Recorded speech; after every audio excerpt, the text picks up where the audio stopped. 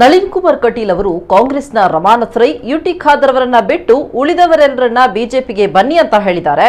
ಅವರ ಮಾತಿಗೆ ನಾನು ಅಭಿನಂದನೆ ಸಲ್ಲಿಸ್ತೇನೆ. ಅವರ ಆಶಯ ಕಾಂಗ್ರೆಸ್ ಕಾರ್ಯಕರ್ತರ ಆಸೆ ಇರುತ್ತೆ. ಅವರು ಚಿಕ್ಕಂದಿನಲ್ಲಿ ಕಾಂಗ್ರೆಸ್ನ ಸಕ್ರಿಯ ಕಾರ್ಯಕರ್ತರಾಗಿದ್ರು. ಪಕ್ಷಕ್ಕಾಗಿ ವಿನಯ್ ಕುಮಾರ್ ಸೊರಕೆಗೆ ಅವರು ದುಡಿದವರು.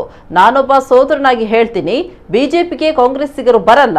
ನೀವು ಸಂತೋಷದಿಂದ ಇರಬೇಕಾದ್ರೆ ನೀವೇ ಕಾಂಗ್ರೆಸ್ಗೆ ಬನ್ನಿ ಅಂತ ನಳಿನ್ ಕುಮಾರ್ಗೆ ಶಾಸಕ ಖಾದರ್ ತಿರುಗೇಟು ನೀಡಿದ್ದಾರೆ. ಸೊ ಅವರ ಕಾಂಪ್ಲಿಮೆಂಟಿಗೆ ನಾನು ಧನ್ಯವಾದ ಸಲ್ಲಿಸ್ತೇನೆ. ಬಂದರೆ ಅದು ನೀವು ಇದು ಮಾಡಿದ ಪ್ರಯೋಜನ ಅದು ಒಂದು. ಮತ್ತು ಅವರ ಆಶೆ ಏನಿದೆ ಕಾಂಗ್ರೆಸ್ ಕಾರ್ಯಕರ್ತರ ಜೊತೆ ಇರಬೇಕಂತೇಳಿ ಅವರ ಒಂದು ಯಾಕೆ ಅಂತೆಲ್ಲ ಇರ್ಬೋದು. ಮೆಚೂರ್ಡ್ ಪೊಲಿಟಿಷಿಯನ್ ಬರುವಾಗ ಅವರು ಸಣ್ಣದಿರುವಂಥ ಅವರೆಲ್ಲ ಆ್ಯಕ್ಟಿವ್ ನೆನಪಾಗ್ತದೆ. ಸೊ ಹಿಂದೆ ಇವರು ಕಾಂಗ್ರೆಸ್ನ ಸಕ್ರಿಯ ಕಾರ್ಯಕರ್ತರು ನಳಿನ್ ಕುಮಾರ್ ಕಟೀಲ್ ಅವರು ಹಿಂದೆ ಅಲ್ಲಿ ನಮ್ಮ ಕಾಂಗ್ರೆಸ್ ಆಗಿ ಪಕ್ಷಕ್ಕಾಗಿ ವಿನಯ್ ಕುಮಾರ್ ಸೊರಕೆ ಅವರಿಗೆಲ್ಲ ದುಡಿದವರು. ಸೊ ಅದೆಲ್ಲ ನೆನಪಾಗಿರ್ಬೋದು. ಕಾಂಗ್ರೆಸ್ನ ಕಲ್ಚರ್ ಜೊತೆಲಿ ಸೇರೋದು ಹೋಗೋದು ಅಂತೇಳಿ ನೆನಪಾದಾಗ ಅಂತ ಇರ್ಬೋದು. ಆದರೆ ನಾನೊಬ್ಬ ಸೋದರನಾಗಿ ನಾನು ನಳಿನ್ ಕುಮಾರ್ ಕಟೀಲ್ ಅವ್ರಿಗೆ ಹೇಳ್ದಂತ ಹೇಳಿದರೆ ಅಲ್ಲಿಗೆ BJPಗೆ ಎಲ್ಲ ಕಾಂಗ್ರೆಸ್ನ ಬರೋದು ಕಷ್ಟ. ನೀವು ಸಂತೋಷದಿಂದ ಇರಬೇಕಾ, ನೀವೇ ಬಂದು ಬಿಡಿ ಕಾಂಗ್ರೆಸ್ಸಿಗೆ, ಮುಗಿದ್ದಲ್ಲ.